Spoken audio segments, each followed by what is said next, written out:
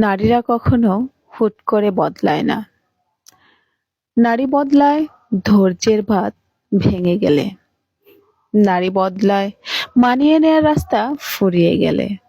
কোনো নারীই ডিভোর্স নামক কলঙ্কের বোঝা মাথায় নিতে চায় না। নিতে তাদেরকে বাধ্য করা হয়। কিছু পুরুষ মানুষ তাদেরকে এমনভাবে কথার আঘাত করে, এমনভাবে তাদের আচরণগুলো ইউজ করে, তাতে তারা বাধ্য হয় এই ডিভোর্স নামক কলঙ্কের বোঝা মাথায় নিতে।